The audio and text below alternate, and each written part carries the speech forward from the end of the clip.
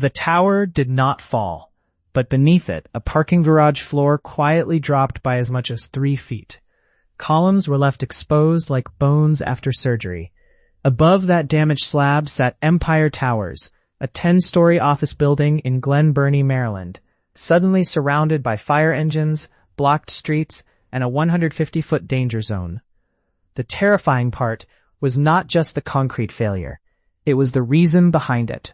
Crews had allegedly been jackhammering and cutting into structural concrete without the required permits, near the columns holding the building's weight. Nobody died. Not even a parked car was reportedly damaged. That was the miracle. But one mistake had forced tenants out, shut down a major office property, and raised a brutal question. How close did this building come to becoming another structural disaster? Empire Towers sits just south of Baltimore, not far from the Key Bridge, where the MV Dolly collision caused a catastrophic bridge collapse 2 years earlier. Now another emergency had unfolded nearby, this time under an office building instead of over a river. The trigger was a partial collapse inside the below-grade parking garage, serious enough for authorities to close access around the building. Streets were blocked. Businesses lost access. People could not get within roughly 150 feet of the tower. For a commercial property, that perimeter is not just caution, it is economic paralysis. Then came the bigger shock. This was not a storm. It was not an earthquake. It appears to have been renovation work gone wrong, and the work was allegedly unpermitted. The first images from inside the garage told the story better than any press briefing could. The upper garage slab had sagged downward around multiple columns. In some areas, the drop looked around 18 inches to 2 feet. Near one column, it appeared closer to 3 feet. The floor had not simply cracked. It had punched through around its supports. Engineers call this punching shear. It happens when a flat concrete slab fails around a column, almost like a hand pushing through wet cardboard. The column stays in place. The slab slides down around it. That is the nightmare failure mode. Nobody was hurt. That fact is almost unbelievable, because parked cars were still in the lower level below the damaged slab. Fire department images showed vehicles sitting under concrete that had shifted dangerously downward. Officials said no cars were damaged. Extraordinary, considering how much concrete had fallen nearby. The layout matters.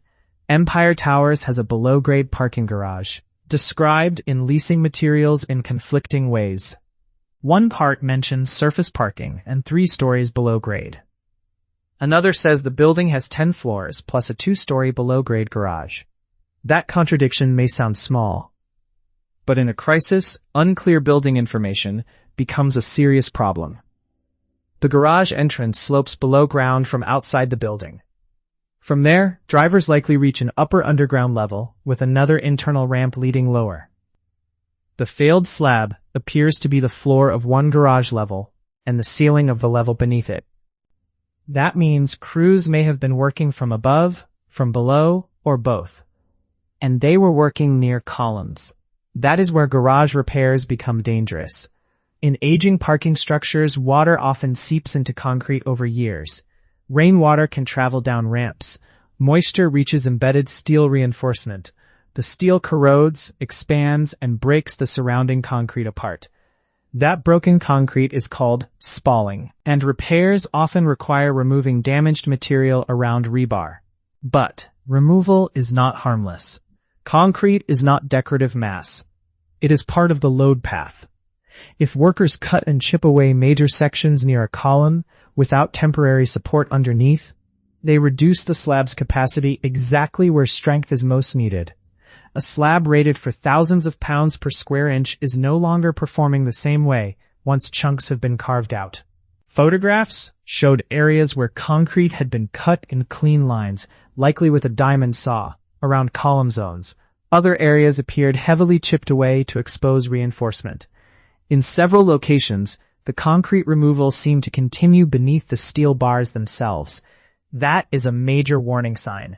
When rebar is exposed during repair, it can be normal. Contractors often need to clean corrosion, remove loose concrete, and rebuild the section with proper repair material. But the work must follow strict procedures. The American Concrete Institute, known as ACI, publishes repair guidance for this exact situation. It warns that concrete removal must avoid damaging existing reinforcing steel. That warning exists for a reason. If rebar is cut, the slab loses reinforcement. If a post-tension cable is cut, the consequences can be even worse. Post-tension slabs use stressed steel cables locked at the ends to help carry load. Cutting one can suddenly release force and remove critical support, like slicing through the tension member of a suspended system. Some images from Empire Towers appeared to show what could be a post-tension cable inside a sleeve. Without direct inspection, nobody can confirm that from photos alone, but the possibility makes the alleged unpermitted work even more alarming. This was not cosmetic remodeling. This was structural surgery. It was happening beneath an occupied commercial tower. In that kind of work, shoring is not optional. Temporary support poles should be designed and placed under the supervision of a structural engineer. They should sit directly under critical zones before workers remove load-bearing concrete. The missing piece appears to have been that temporary support. The slab was weakened near the columns. The concrete around the reinforcing steel was opened up. Then the slab lost the ability to resist punching around its supports. Once that happened, gravity did the rest. The floor dropped. The building itself survived because the columns appeared largely intact, and the failed slab slid downward rather than ripping the columns sideways. That distinction matters. A floor can suffer a terrifying localized failure without immediately bringing down an entire tower, if the rest of the structure can redistribute loads. But survival is not success. It is a warning. Just 1 week earlier, another high-profile structural scare had involved the old Pfizer headquarters in New York City. There, remodeling was linked to sagging floors and a partial collapse involving columns on the 21st floor. Different building, different city, same disturbing pattern. Renovation work intersecting with structural systems. Buildings do not care whether a contractor is in a hurry. Concrete does not forgive paperwork gaps. A permit is not bureaucracy when the work touches the skeleton of a building. It is the formal trigger for review, inspection, engineering oversight, and accountability. Empire Towers exposed what happens when that chain breaks. The business damage began immediately. Empire Towers was not an empty shell. It housed tenants that depended on the building to operate. Reported displaced occupants included the American Red Cross, a pharmacy, and doctors' offices. The irony was painful. An organization known for responding to disasters was itself forced out by one. Nearby businesses also felt the hit. With the 150-foot perimeter in place, access was restricted around the property. Even unrelated companies near the tower could lose customers because streets were closed. In commercial real estate, a structural failure spreads beyond concrete. It attacks revenue, reputation, leases, insurance, and trust. Then, there was the property's uncomfortable history. A former owner of Empire Towers was sentenced in 2015 to 5 years in federal prison for selling $7 million in fraudulent bonds to support a lavish lifestyle. That does not prove anything about this incident, but for a business story, it adds a darker layer.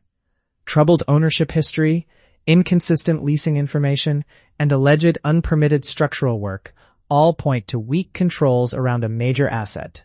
Controls matter. A building owner cannot simply point at a contractor after something goes wrong. Management has a duty to demand licenses, insurance, permits, engineering plans, and inspection records before major work begins. If a contractor is cutting into a garage slab near columns, the owner should know exactly who approved it and how it is being supported. The contractor's duty is just as serious. A professional crew should understand that even minor property work may require approvals. For structural concrete in a commercial building, there should be no ambiguity. You do not gamble with a tower's load path. ACI-style repair guidance is not mysterious. Bad concrete is removed. Corroded rebar is cleaned or replaced according to design. Repair mortar or concrete is placed properly. But throughout that process, the structure must remain supported. If the slab's capacity is reduced during demolition, temporary shoring must carry the load. That is the entire point. The next phase for Empire Towers likely became an engineering triage operation. First, specialists would need to stabilize the damaged garage area.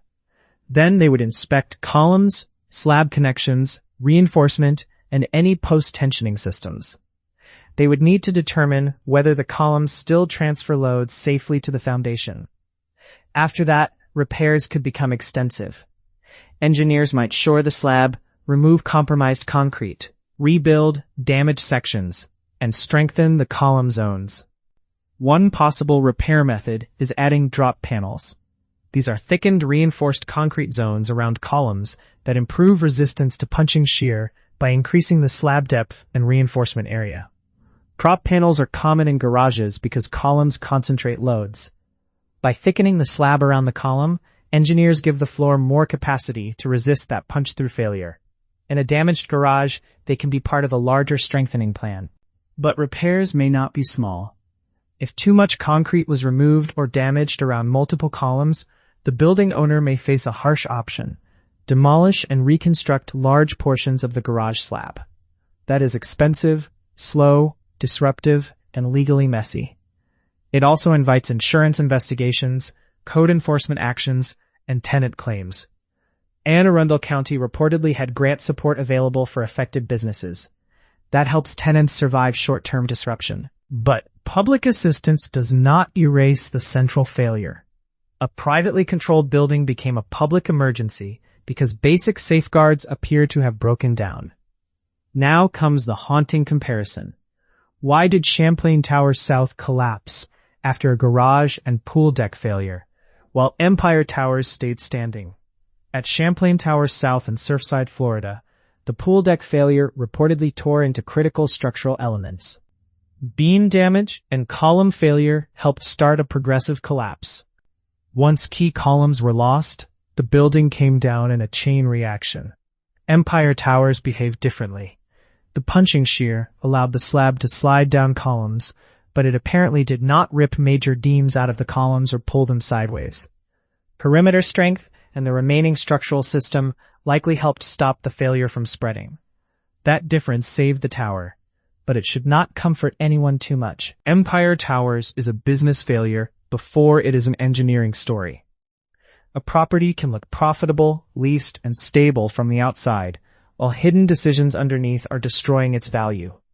One unapproved structural repair can shut down offices, displace medical tenants, damage nearby businesses, and turn a building into a liability overnight.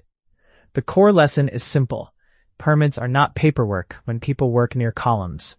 Shoring is not a suggestion when concrete is removed. Engineering review is not optional when a slab carries a tower. The building survived, but survival is not innocence. It is a second chance purchased by luck, intact columns, and a failure that stopped before it became progressive. The frightening question is not why Empire Towers was closed.